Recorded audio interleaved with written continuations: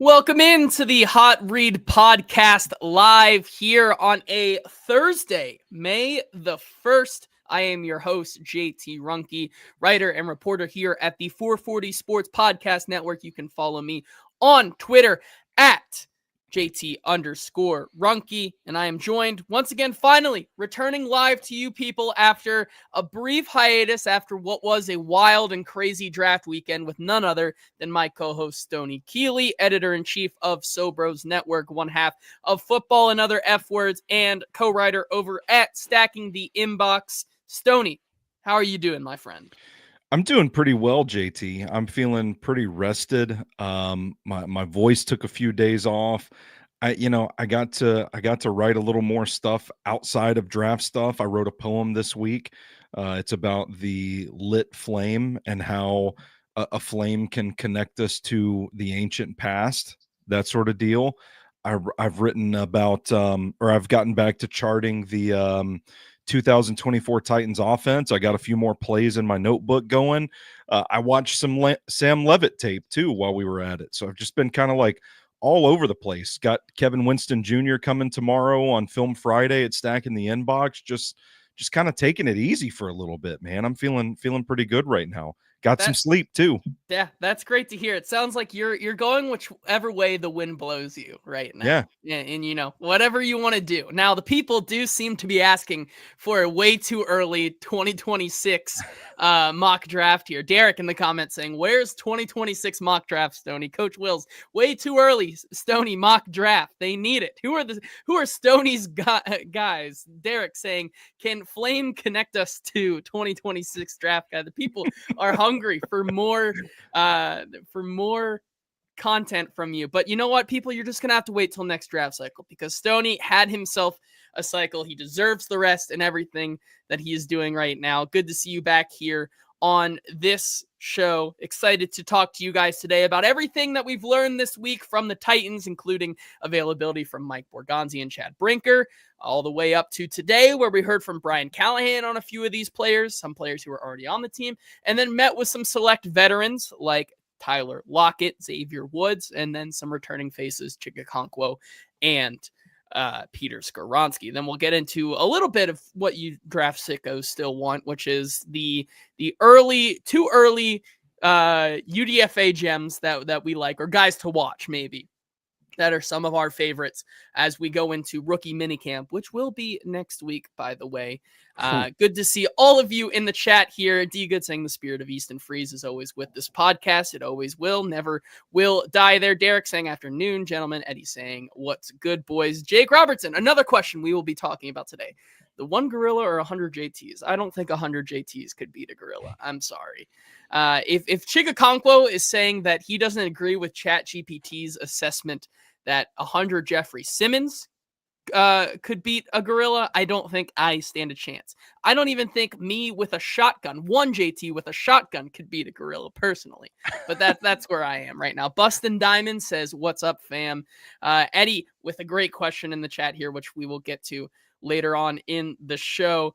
Good to see all of you guys here. Jordan saying, "Damn, Stoney, some Mulan themes in that poetry." So good to see you writing there. M.L.Rose. We are sponsored by M.L.Rose, our presenting sponsor. 7 locations in the Nashville area, including Capitol View, Franklin, Gallatin, Melrose 8th Avenue, Mount Juliet, Sylvan Park, and coming soon to Inglewood. Stoney, by the end of this episode, you will know what the new burger of the month is. I don't know what it is, but sick. At some point during the show, while you're talking, I'm going to go look it up and find out what the new burger of the month is so that we can tell the people later during that. Also, thank you to Sinkers Beverages for sponsoring the show as always.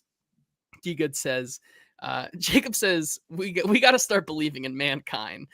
Derek says, I could beat a gorilla. D-Good says, depend on the shotgun, JT. Benelli semi-automatic shotgun could 100% put down a gorilla. I have no idea. Eddie says, speak to me about Devontae O'Malley, Stoney. He seems like a dog. Jake says, Zach could beat a Derek, which was one of the funniest storylines from the draft weekend, which, by the way, if you missed any of our coverage on any of the 9 Titans picks, we got you covered. There's a video on the 440 Sports YouTube channel where I cut up every single reaction / analysis portion of the entire weekend whenever the Titans were on the clock. You can go back and look at all of those, such as Zach getting a call from his dad and having a conversation on the F-word stream while Chimere Dike is being selected. Those types of things. Those were a lot of fun. Stoney, Jordan also says you and Slater are basically boys now, which I thought was really fun to see this weekend. So much good content that will be coming here. Can I say something about Derek's comment or I'm sorry, Jake's comment about Derek? I don't know if Derek listens to Cover 2 1 to 3 on 104.5, but there was a guy. Oh no, I'm sorry. This was on RKW. I saw somebody in the chat in RKW the other morning that was trying to like get Zach in trouble and saying like asking them like, what do you think about fellow employee Zach Lyons dropping F-bombs on a station stream and threatening to fight listeners? And I just thought it was and so like funny. The comment right after that was like, whoever that guy was, it's like, do you know the show is literally called Football and Other F Words? Like, do you know what you're getting into? I thought that was so funny. It was so good. Zach wasn't in the chat to confront this guy, but I took a screenshot and sent it and was like, man, this guy is obviously like taking things a little too seriously.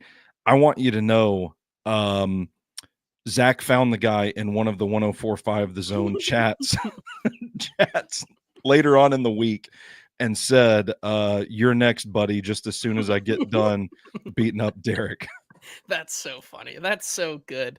Those streams never get old, but, too much reminiscing. We are on and upwards to the Titans offseason, which includes rookie minicamp, which I'm now looking at my stream title, and I called it Miicamp, not Minicamp. I forgot the N. Great job, JT. OTAs, things like that. Jordan says that guy thought the other F words were family fun. Real quick, just so you guys know, we the last thing before we dive into everything, I did want to just address why we're here today on Thursday.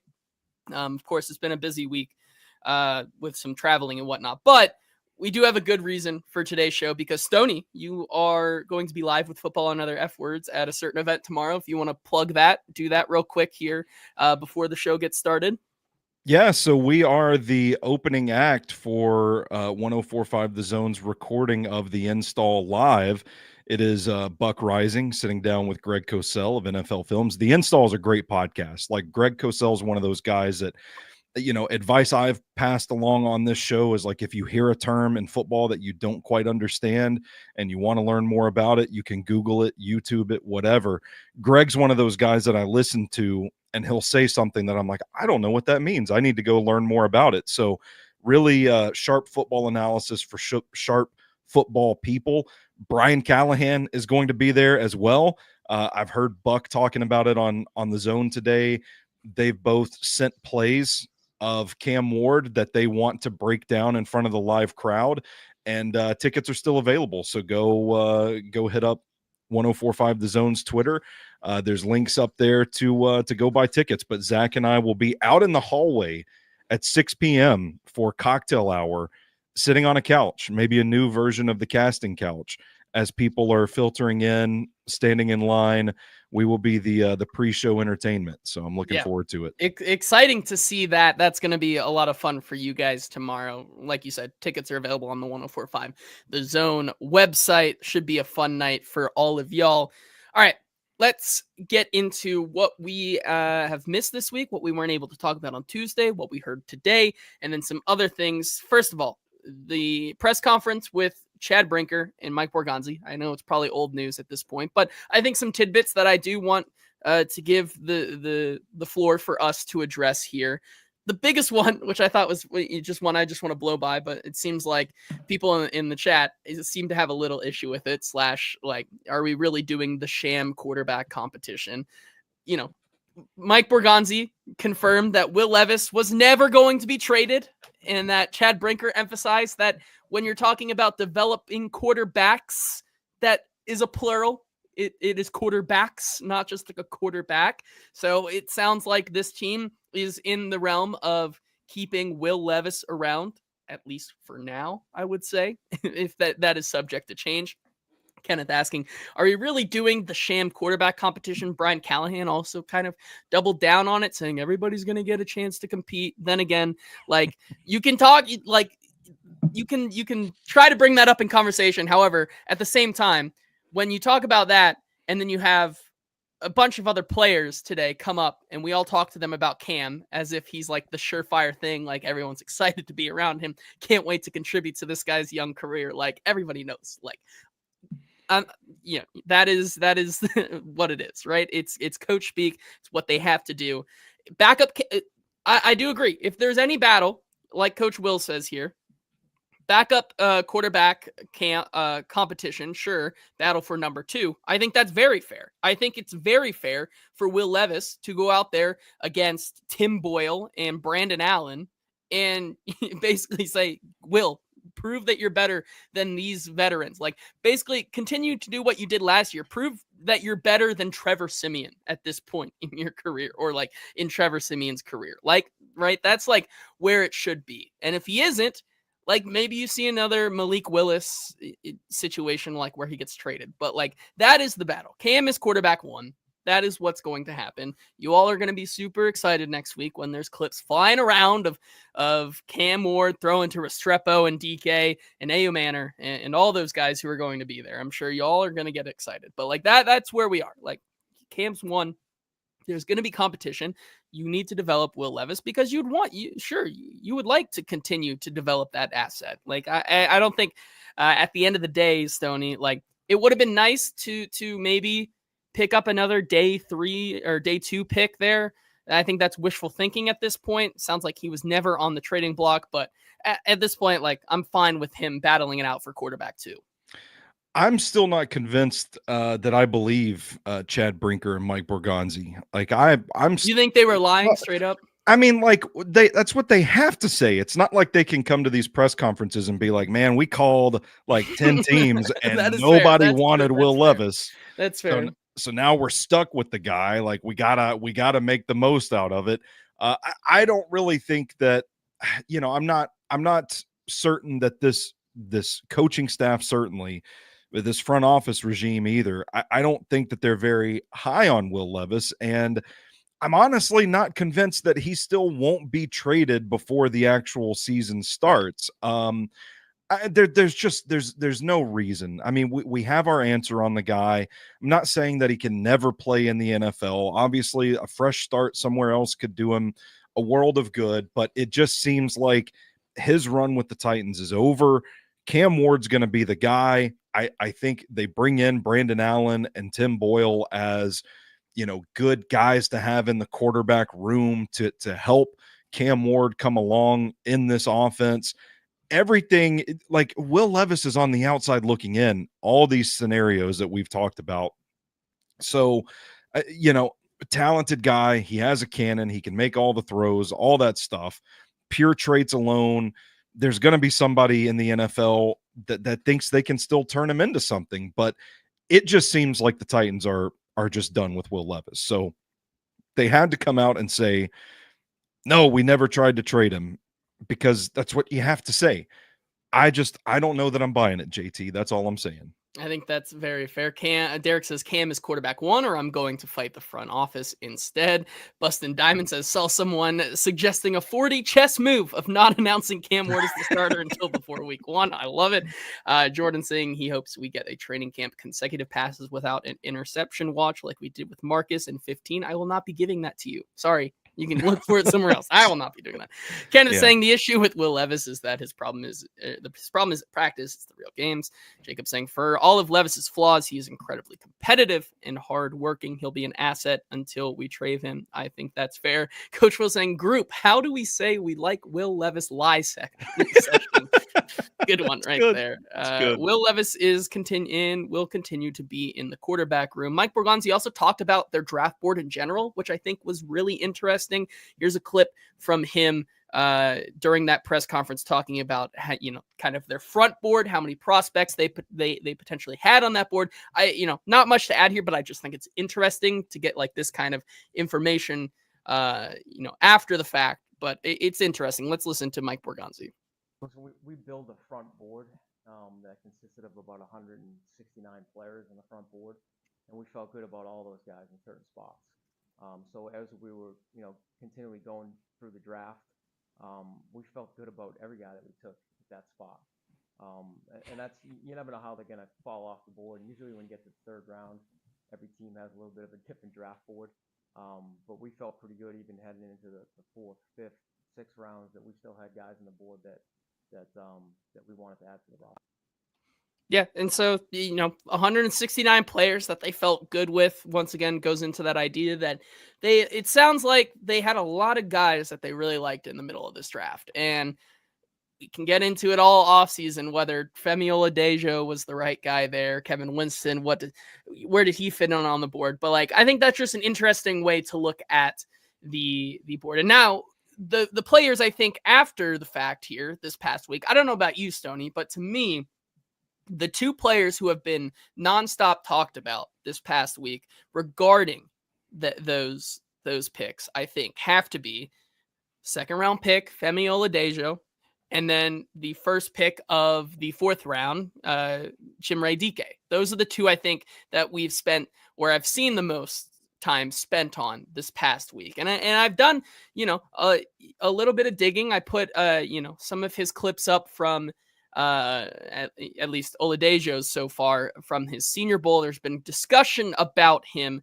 this week, and it seems like the consensus on him is pretty split, 50-50. Some preaching patience, still some believing that it is maybe a little bit of a reach. And now I think the one where we've gotten a little bit out of the way here is Seth Walder over at ESPN put out a kind of analytical look at projecting these guys, some of these prospects, edge and defensive tackles careers over the next 3 years. And I think this is where I think people are getting a little ahead of themselves, right? When you look at this list, Abdul Carter, Mike Green, Donovan Izaraku, James Pierce Jr., Jalen Walker, all these guys are on here. And then you get to some guys here like, Josiah Stewart, Walter Nolan, Femi Oladejo. When you look at the 3 year for him on this list, right? And this is where the crux of the argument is for a guy like him a week after. And we still don't really know. We'll see him next week, but Seth Walder had him in his 3 year projection at 6.3 sacks total. Let's see. He had 4.5 in 22. He looked at it basically as in putting all these things together. We project that he's going to have 6.3 sacks in 3 years. Yeah. For this guy. And I'm sure our buddy Zach Lyons had a field day with that. Oh, he definitely did. And I did quote tweet it because I said, and here's the crux of the argument, right? A week after. I think it's not unfair to say that this really does not do Oladejo justice, because I feel comparing him to this list, which, by the way, when you look at this list, this is in numerical order. Guys that you don't see on this list above him are guys like Jack Sawyer, guys like JTT, guys like Landon Jackson, guys who went, maybe some before him, some after him. I really think it's hard to project a guy's career like Oladejo's when the sample size for him is so drastically smaller than any of these other guys basically on this list.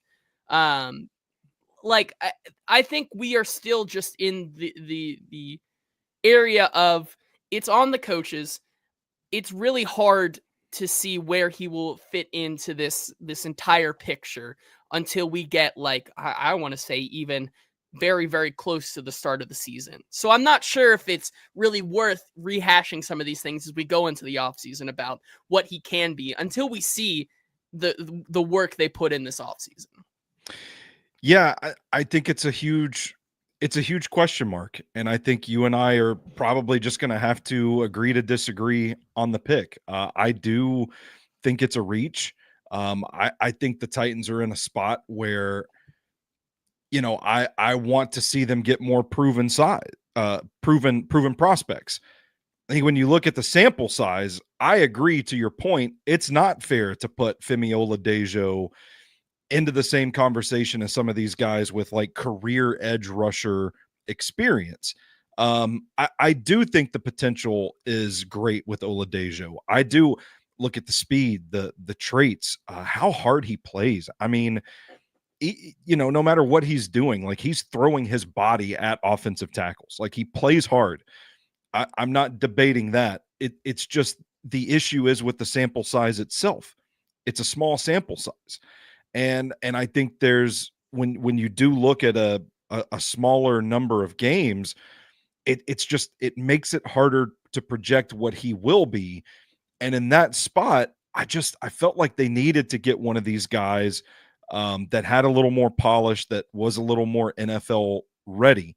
I do think there's potential there, and I think that Coach Wills nailed it a second ago.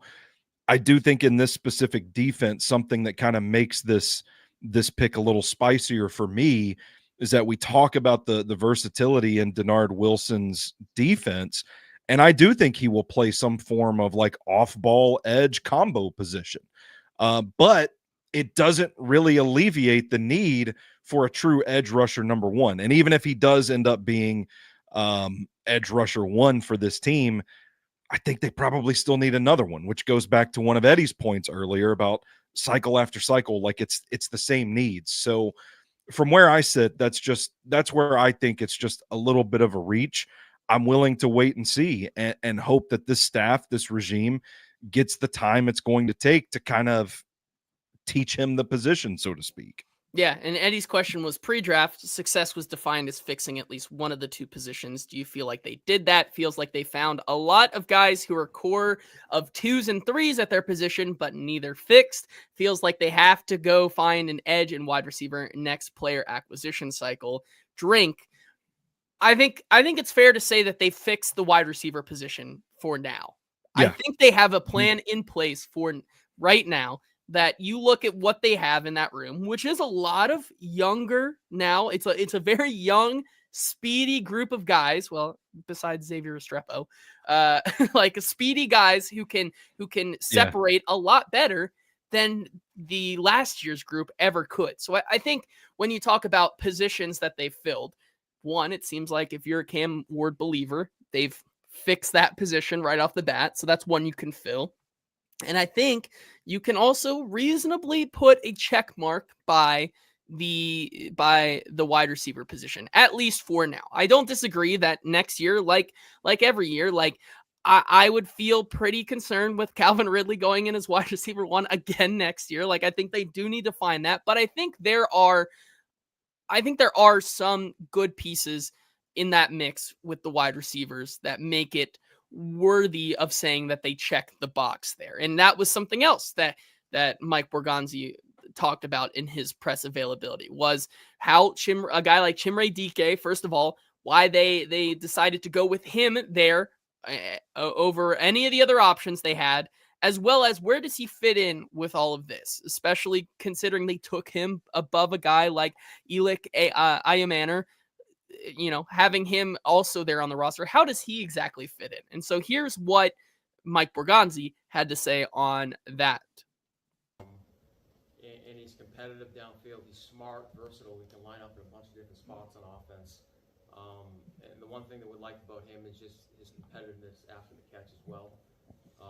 So you got a guy that's smart, tough, dependable, line up, and he also has a big catch radius too. So those are the things we like about him. And then going back to Tyler too, Lockett, he's a big addition for us. He's a veteran wide receiver that really he's dependable, can get open.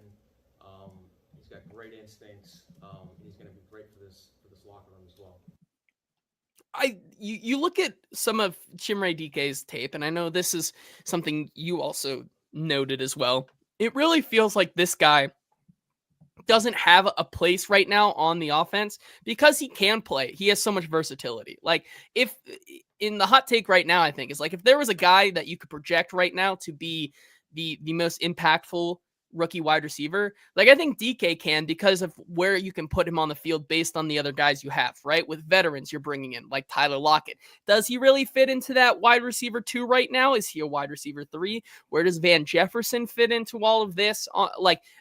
Through all of that, I think you're going to get a lot of packages where Chimere DK is like with Calvin Ridley, Lockett, and maybe DK, or you get like Calvin, DK, Jefferson. Like there's going to be a bunch of different like mixing and matching here. But I think when you look at it right now and you look at that list of Calvin Ridley, Lockett, Manor, DK, Jefferson, Oliver, there's going to be that's a group I think personally I can live with. Yeah, I'm with you. I mean, listen, I'm ready to go full send on the wide receiving core and the work that they've done on this group this offseason. I love DK. I loved Brian Callahan's answer today about DK, about how he was probably going to move around until they figured out how, like, where he was most comfortable, that sort of thing. But I love the speed. I love the flashes of speed variance that he shows on tape. I don't think he's necessarily like 4.3 fast on tape, but I'm also kind of willing to cut him a little bit of slack because of the quarterback play at Florida. Lot of balls that were off target that he had to really adjust to, and those moments kind of came few and far between to begin with. But I think this is going to be a really fun player that they're going to move around. They're going to use in different ways to leverage that speed.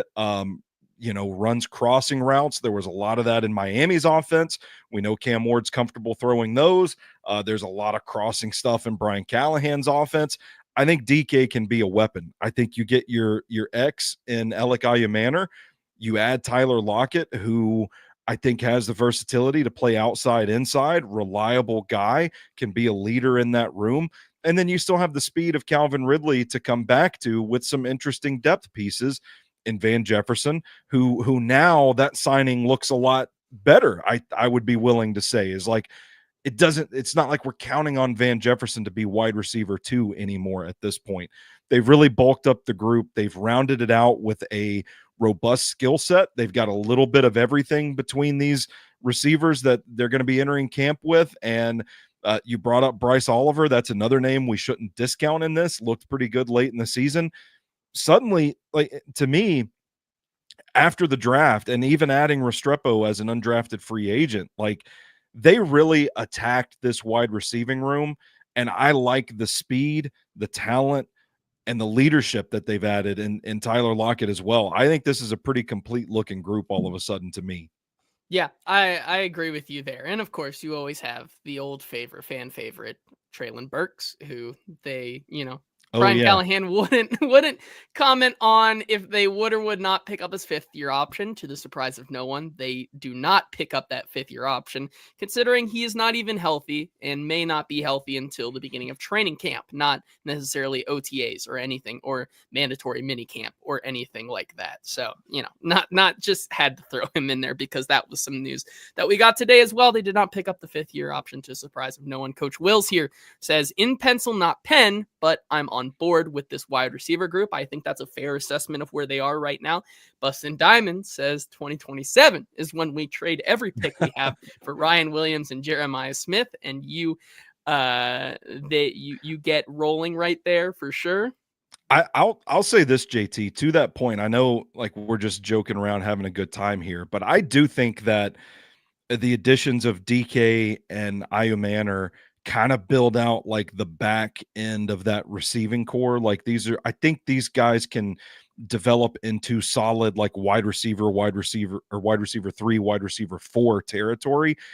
I feel like if all goes according to plan, they are going to be set up nicely to next year or maybe the year after go get that, like, bona fide wide receiver 1 with one of their first round picks. Yeah, I agree with that. And so here's what Brian Callahan, when we got to talk to him today, had to say about the guys they brought in, especially Chimere DK and Alec Manor. Here's what Coach Callie had to say about their fit, why they like them, and then get into maybe some of the the positions where they will start immediately for this team in when they start the install, right? The rookie minicamp install, the positions they'll learn first. And I think he said some pretty interesting things about that today. Like their tape from college, they have definitely things both of them do well that we like them enough to draft them. And now the next phase begins, and that's the acclimation and beginning points of learning a new offense and a new system, and where we can use them best and how they fit within that group. I think they're going to bring plenty of competition. The group's going to be competitive. I think we got a lot of guys that have skills that we can use. But both of those young players, like all the young players we have, they got a lot of work ahead of them. There's a lot of things that got to get done between now and September, and then even past that, it doesn't ever stop. But those guys definitely have to earn their way through it. They're going to have to learn what to do and how to do it, and then when opportunities come to perform, they're going to have to perform. And I'm looking forward to getting them here and getting to know them and meet with them and see where they're at. But as far as those things go, we'll see. And so when he was asked about, what exactly would you see them fitting into what roles early on, Brian Callahan confirmed that Elick is most likely where I think he should be. He's going to be playing the X position, which I think makes all the sense in the world. When he was drafted, we said to ourselves, this is a guy that they get there. One of the few guys who can actually play the X position and play the X position well in one of the worst offenses in college. So I think that's fair to say. He also didn't rule out playing more Z, which I think is fair, switching Calvin in a guy like him. And then once again, DK, he says, this is a guy who is really like a 3-tier player. He can play any position from the slot to the Z to the X. Like any of those are on the table for him. And so I think he is really interesting because like a similar Tyler Boyd role in Cincinnati, where you could line him up anywhere that you wanted in that offense and just get the mismatch on someone else maybe. That is what I think you could see from him, especially in year one, maybe in a more gadgety type role, especially in year one. But I think you could see him deployed anywhere on the field. Yeah. The way I'm looking at it is you're probably going to see the veteran guys out there first early on in the season. And I think they're going to want to kind of ease DK and IU Manor into opportunities. So early on, I'm thinking it's probably going to be a handful of snaps every game for DK. But I do think that in this offense, he is that guy that can bounce around and do a little bit of everything. At Florida, they motioned him into wheel routes and stuff like that. So I think motion is another area that they could use him and his speed. Just a really versatile player, man. I'm really excited to see what they cook up for him. Yeah, Jake here in the comments says, you hope Ward and DK can look like Wilson and Lockett in their heydays, which I think is a fair way to then transition to the big wide receiver signing that they had this offseason, which has become more and more of a fan favorite because he's a fan himself of your favorite team, Tyler Lockett, who had a lot of things to say. First of all, Lockett was already, when we give out the Natural Media Good Guy Award, which is the guy who is the most friendliest in the locker room and whatnot, he's already in first place here because he comes into the room, in the media room, in what we call the ice box, because it's freezing in that press room. Most of the players come in to the side of us, and there's a walkway, but most come in the side and come around to the thing. Tyler just comes in to where the cameras are and starts shaking everybody's hand, wanting to know everybody's name, and walks down the middle of the aisle, into two. Totally different. So that was kind of crazy. And he's I want to know who you guys are and whatnot in this, so that we all, can work together, and kind of gave us a jab as well and saying, maybe you'll write a little kinder about me and everybody else as well. But Tyler Lockett, I think, absolutely brings exactly what this team needs in the upcoming season. The veteran leadership and the kind of play style that I think really translate well to a DK and an IU Manor, especially in year one for them. Two guys who I could see, contributing, but maybe not to the fullest extent here in year one. He's a guy that I think you can really, really learn from. And certainly Brian Callahan felt the same way today as well. Here's what he had to say about adding Tyler Lockett to this team in 2025 and the impact that he could have for this team this year. He, productive player for a long time. On top of that, he's a fantastic person, understands his role in football team, understands the value he brings as a leader. Those are traits that we're looking to add as many of them as we can. He's still got some production left in him, I think, and still wants to play ball and still has the desire to try to play at a high level. So excited to have him.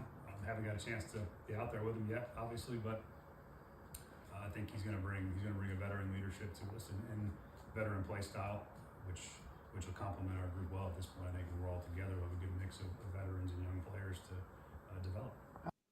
I think the mix is the biggest one. There's a really nice balance, whereas last year it really felt like DeAndre Hopkins, who didn't want to be here, Calvin Ridley, and a bunch of guys. Like this year, you feel like you have Calvin Ridley, Van Jefferson, Tyler Lockett, and then the young guys wanting to prove themselves, which I think is something that was really interesting that was brought up today, right?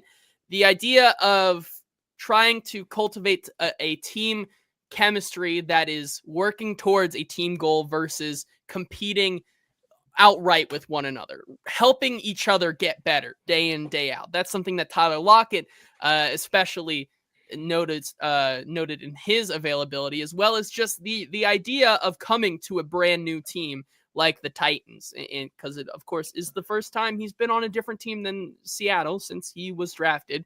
And so here's what Tyler Lockett had to say about his transition coming to a brand new team. Obviously, it's going to be new just because, I've been at the same place for 10 years, and now being able to go somewhere else is a lot different. Like I said, you're looking at different faces, a lot of different coaches that I haven't had the chance to play with, different players. Some players I have played with, but for the most part, it can also be refreshing.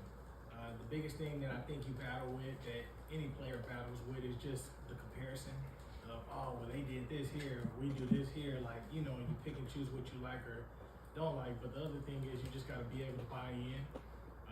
I think Nashville is a great city, and it's been pretty cool so far. Like, the teammates are very welcoming, the coaches are very welcoming. Coming in OTAs, we've been installing a lot. So I'd say it's been a lot, but it's been fun at the same time, learning everybody's names in the in treatment with the medical staff, and having great connections and conversations just went in the weight room with the weight staff. So it's been really good just within my first couple of days of being here from Monday to today.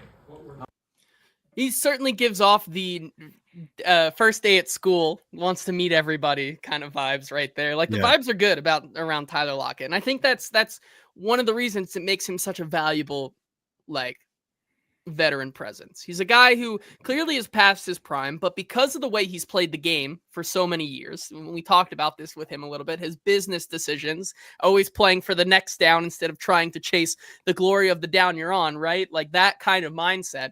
He's a guy who can come into your locker room, be a positive presence, and also bring a lot of value on the field, even at his age. Like Jacob says, Lockett slot X versatility gives us the option to play whichever young wide receivers are most ready. Stokely saying Tyler Lockett is the pimento cheese sandwich of the wide receiver room. Coach Will saying Tyler Lockett is the guy at the party who checks in with everyone to see if they're good or they need anything. Like, the vibes are off the chart with him, especially as he said after his dad retired from playing in the league, picking the Titans as his team and growing up seeing Cortland Finnegan being his favorite player because of how many fights he'd always get in, and Vince Young being a guy he watched. As Coach Will says, Vince Young being Lockett's Titans origin story was nice to hear. He was on the highway with us many years ago. So this is a guy who wants to be here in Nashville as well. So I think that that is where, a guy like Lockett, I like to see the vibes and the energy for this team, especially coming off the year in maybe the situation that this room was in last year.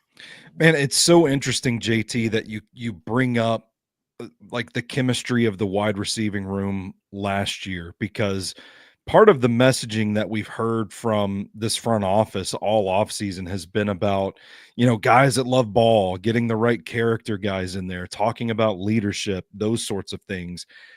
The benefit of hindsight allows us to look back at last summer, maybe some things that we ignored, like the chemistry between Will Levis and Calvin Ridley feels a little weird, like they're not quite connecting. getting kind of late into the preseason and then talking about this thing might not work. Like this is really weird. Trying to see or seeing this offense trying to figure out how to get Hopkins and Ridley both fed. It didn't work early on, and it ultimately ended up with Hopkins being shipped off to Kansas City. But then you look at like trying to figure out what Treylon Burks is, what Treylon Burks can be in this offense. It didn't really feel like the passing game got going until Nick Westbrook-Akine came in and just started lighting the world on fire. Yeah. And Calvin Ridley started being more of a focal point. So it's interesting to think back of the dynamic of that wide receiver room and how it could have impacted the sluggish start that the Titans offense got out to last season. Contrast that with like what we just saw from Tyler Lockett, and knowing what we know, what we've heard them say about the rookies they've added, man, it just kind of feels like to me, from a vibe standpoint alone, this is a little bit of course correction. I mean, this feels like a step in the right direction to me. Yeah, I absolutely agree with you there. And we had some other Titans, new veterans and old veterans who are now actually veterans because time is weird and just a construct of our imaginations. Talk today about this Tennessee Titans team and about Cam Ward and some pretty interesting, I think, comments on the situation the Titans are in versus some of these guys' past experience. We'll get to those here just in a second, but have to give a massive shout out to our presenting sponsor, M.L.Rose Craft Beer and Burgers, 7 locations across the greater Nashville area, including Capitol View, Franklin, Gallatin, Melrose 8th Avenue, Mount Juliet, Sylvan Park, and an 8th location coming soon to East Nashville near Inglewood. Did not find the burger of the month because they've not posted it yet. So if you want to know what the burger of the month is today, you got to go to one of these 7 locations and go get yourself the May burger of the month, along with the over 25 beers on tap. They're unbeatable appetizers and all the other dishes that they have at M.L.Rose. It is so good. Thank you to M.L.Rose for sponsoring the show, as well as Sinker's Beverages, 4-time Best of Nashville Liquor Store of the Year. We cannot thank them enough for everything they did for our charity draft parties. The Q&A talkback was a massive hit and a success. Got to meet a lot of you guys there. It was such a good time. We cannot thank them enough for being there and sponsoring that and sponsoring this show. Check them out and shop Sinkers at sinkersbeverages.com. Okay, Stoney.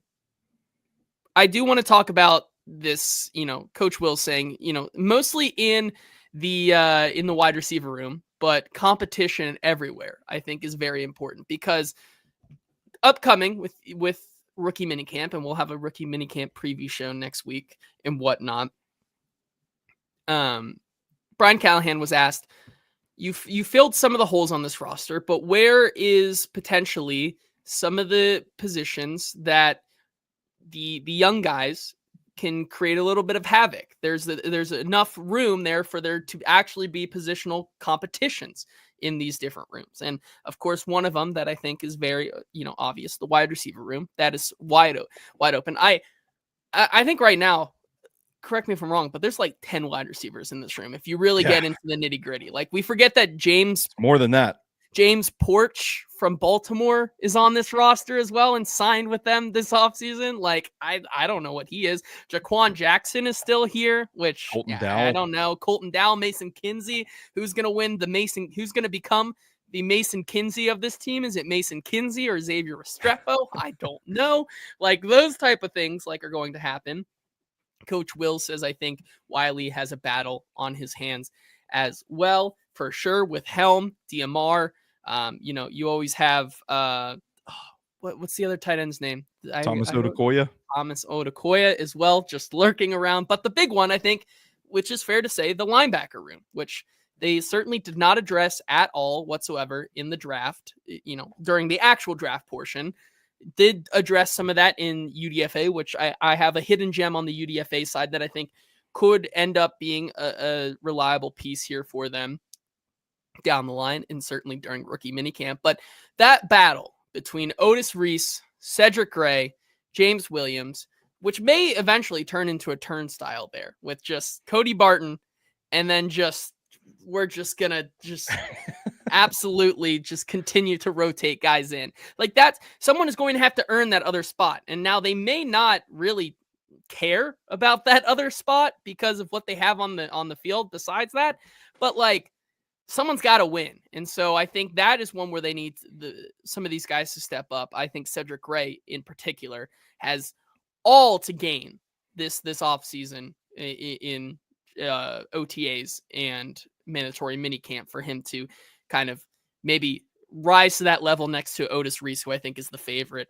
But the other one, which he noted, which I think is interesting, he talked about the secondary, a lot of a position to make this secondary room in terms of depth. However, he also said, in particular, the position that there could be the most competition this upcoming season is at the nickel position.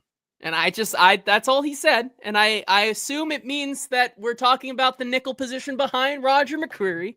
But I did just want to bring that up because, I don't know, just an interesting tidbit there. Kenneth does say the waiver wire is definitely on linebacker watch. And I know they signed a linebacker. Good Lord, I don't even know what his name was. It was so obscure and is probably in the front running for the new Witness Protection Program Titan of the Year from New England. But like, yeah, I agree that having the first position on the waiver order is pretty big for them. I will give them that. Yeah, he volunteered that little nugget about the nickel position. He didn't have to say it. I mean, he could have just said secondary because we know what it looks like at cornerback and what it looks like at safety right now. But to specifically mention nickel, man, I'm telling you, it pains me to say it because I am a big McCreary fan, but I feel like they are kind of preparing for the heir apparent, trying to find the guy that's going to take over. And whether that is Marcus Harris, if he shows anything, or any of these other UDFA guys that they have, or they brought in four 5, defensive 6, backs, something like 4 or 5, something like that. Coach Will says, "Don't do it." We all heard it. He could have just let it go. Bustin' Diamonds breaking it up here. Happy that Kenneth Murray will not be on the Titans this year. Fair enough. I agree there. But speaking of secondary, we did hear from another new Titan today, Xavier Woods, the NFL journeyman, former 6th-round pick. Talk about a vibe switch up from Tyler Lockett to go immediately into Xavier Woods. Like, not saying it's a bad vibe, but you go from this guy who's super excited to be here, all these new things, his first ever different team, the team he was a fan of as he continued to grow up, and then you go to his 4th team, NFL journeyman Xavier Woods, who just comes in and is all business the entire time and is giving it to you straight, super serious. Like, it was very much a vibe switch up, but he does project to be the fellow starting safety who, but beside Amani Hooker. Here's what he had to say about his journey and how he has become such a successful journeyman safety who has only missed a couple of games in his entire career. 6th-round draft pick, so nothing was promised. I had to make every opportunity count. So I mean, I could have been cut and never made it to this point. I probably wasn't supposed to make the team. Probably wasn't counted to make the team. But every opportunity I got, I made a play. That's just my motto: just make a play a day. If I get the opportunity and never give it back. Once I got that opportunity to whether starting practice, starting the game, I think it speaks for itself. I never gave it back. And so, and just being from that standpoint, I just want to earn my teammates' respect. Just being in a new place, earn their respect, and just make the most out of everything. Certainly a different perspective from what we heard from Tyler Lockett on these veterans. However, besides him, which I don't think there's a lot to say about him because I think he's going to be a pro's pro. This is a guy who I think kind of like Quandre Diggs without maybe the same type of player, different type of personality, right? For a guy like Quandre versus Xavier Woods, he's good. He's a guy that I have no doubt is going to come in and be impactful from day one, especially starting next to Amani Hooker. But there was an interesting question posed to Xavier Woods about is this situation, can you take away anything from your situation in Carolina where you had a rookie quarterback come in and had to go through the growing pains there versus what is going on here with the Titans regime, quarterback, first overall pick, bringing him in. And he kind of laughed it off and said, these two situations couldn't be any different, which I think is really like, and we get it, right? He said he may have had like 6 coaches in like 3 seasons because of how it was absolutely bonkers and crazy and whatnot over there. But I do think the interesting thing here is that the nugget he did say was, we have a plan in place they have a plan in place for this team, which I think is a good sign to feel like if you can see, if you want to sleep good at night, Titans fans, like at least going from a Carolina Panthers team who had no plan whatsoever what was going on there, and Xavier Woods could see that clear as day, to now he comes here and feels like, yes, they have a plan in place. I feel more comfortable here. I feel safer. I feel wanted here, like he said. I think that's a good sign for your team.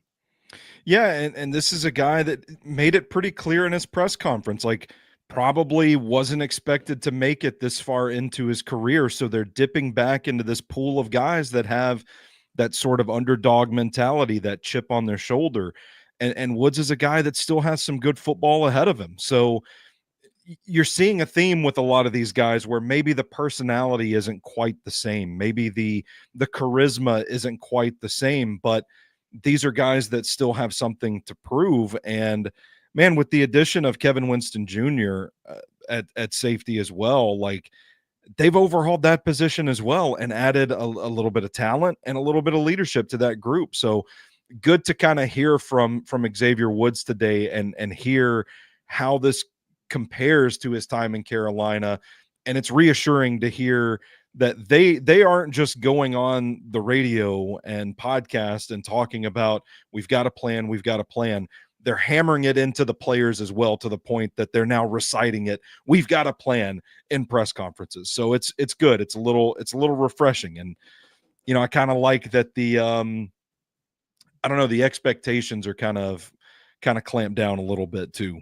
Yeah, I think that's totally fair. And the last 2 guys we talked to, and someone said this in the comments, was it intentional that the other 2 veterans that were there were Okonkwo and Peter Skoronski? And my question is, of course it was intentional. They were not going to give us anybody else in that building. The 2 guys, which I love the guys, great players, great guys, but like some of the worst quotes imaginable in the entire team. Like, of course, like the only guy that they could have sent out there, which another great player, but they could have sent Amani Hooker out there in one of these 2 guys. Like, we were expecting Amani Hooker to be there, to be honest, today. But we did hear from Okonkwo, which I think is an interesting conversation that we can have, that'll float out there. And then we can talk about it all off season, because I do think there are some parallels. But Okonkwo was asked about his new presumed quarterback, Cam Ward, and what he's seen from him. And then I followed it up with a question about, how exciting can it be for, you play the tight end position, which is known as a quarterback's best friend. Does that make you excited to be that guy for Cam this upcoming season? So here's what he had to say on both of those. Brings that element, of dog. You just got to dog in that position. I think, I've seen the video of like a viral video from Shador training and stuff. You just see the things he says, the way he carries himself. He just kind of has like all the intangibles that you want in that position. And those are the things that really carries you in that position, because that's the hardest position to play in the league. So you really got to have the mind for it. And always, matches in that way, because it's just a very easy throw over the middle, right in his vision. So definitely want to be that safety blanket for him, just to make sure he knows every time he comes to me, he's going to have a reliable option. And so the parallel I do want to say is, like, is there a conversation to be had where, like, Okonkwo could have his best year this year because he can run the same routes that Elijah Arroyo ran?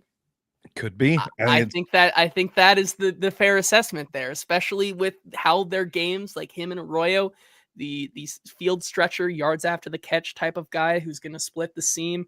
Like, I think that could be interesting this upcoming year. That's all I want to say about that. And then the last clip that we have is from Peter Skoronski, who, the one question I did want to ask him, and it was asked today,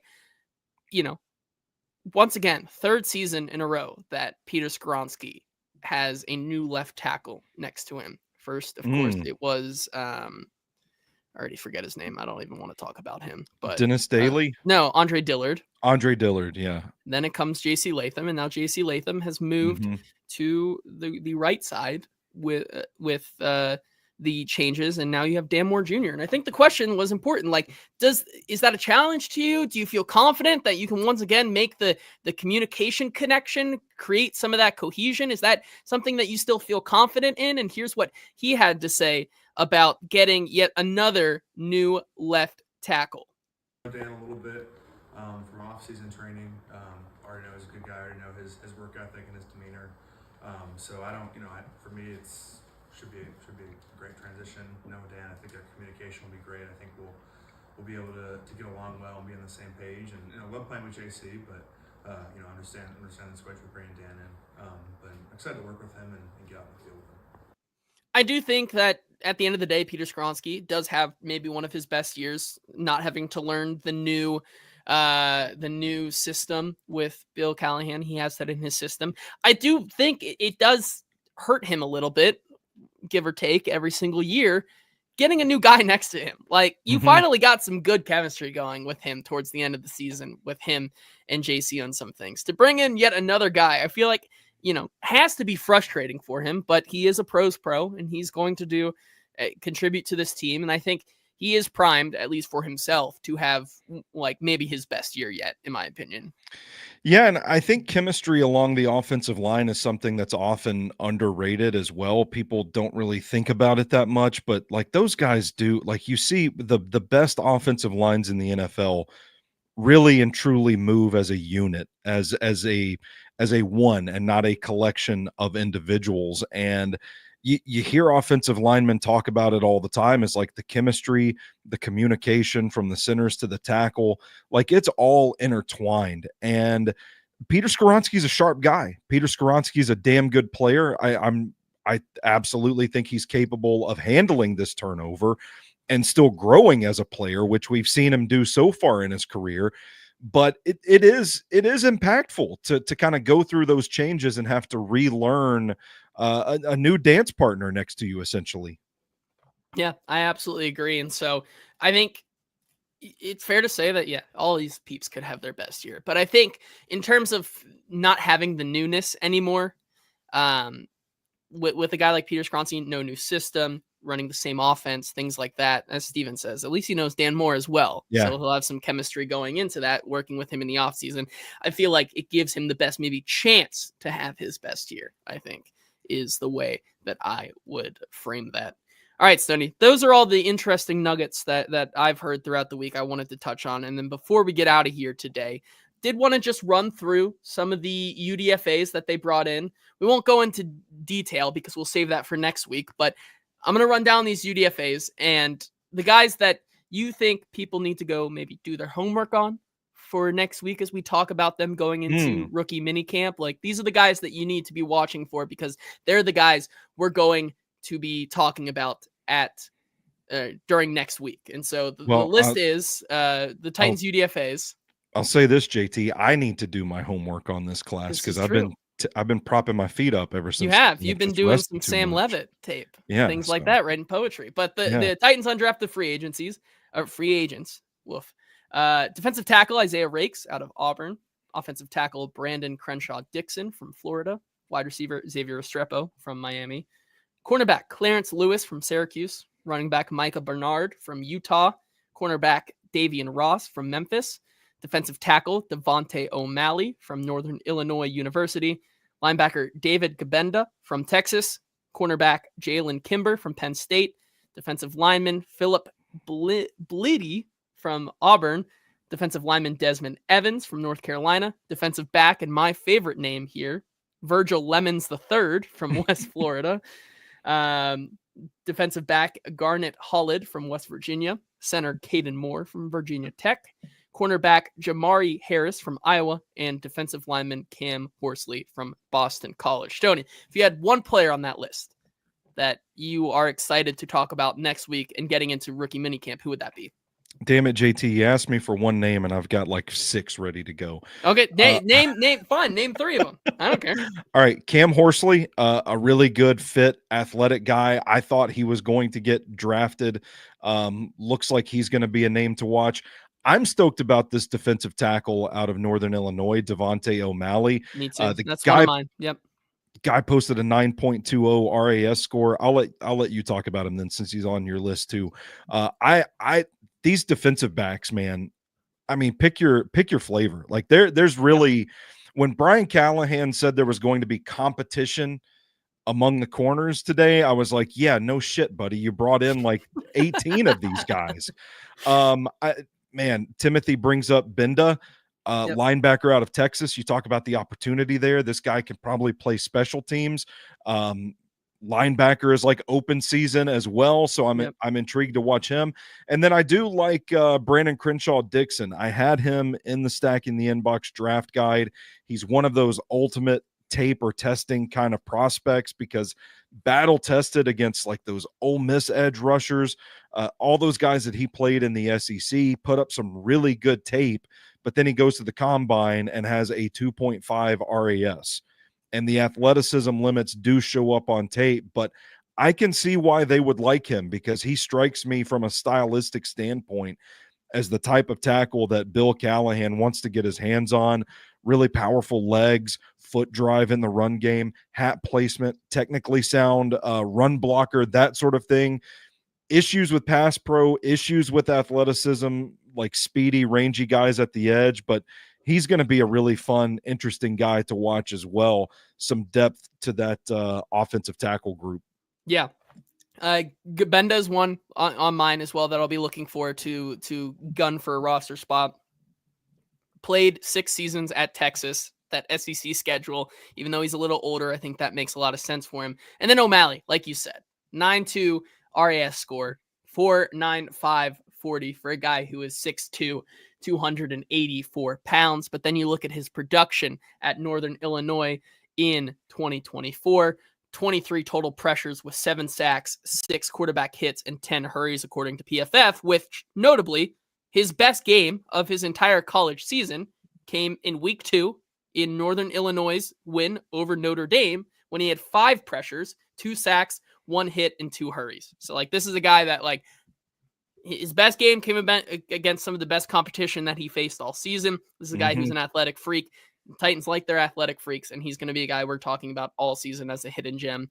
Can he and Restrepo race? Yeah, it's going to be close. Like it probably is going to be close. Eddie's saying if Stoney had the Hula Bowl, he'd have seen O'Malley, which is unfortunate there. Twist the knife. But a lot of guys at the defensive line, linebacker position, and secondary that are going to be really interesting this upcoming offseason. Hey, we'll be back next week to preview some of those guys and get into all of these guys in depth before the Titans kick off their rookie minicamp, which happens next Friday and Saturday. But until then, this has been our show today. Thank you to M.L.Rose and Sinkers Beverages for sponsoring the show. As always, if you're interested in seeing the install with Stoney, Zach, Buck, Brian Callahan, and so many other people, go to 1045 The Zone's website, supporting them, because sounds like it's going to be a really, really good time and going to be a lot of fun there. But until next Tuesday, this has been the Hot Read Podcast. We will talk to you then. Have a good weekend, everybody.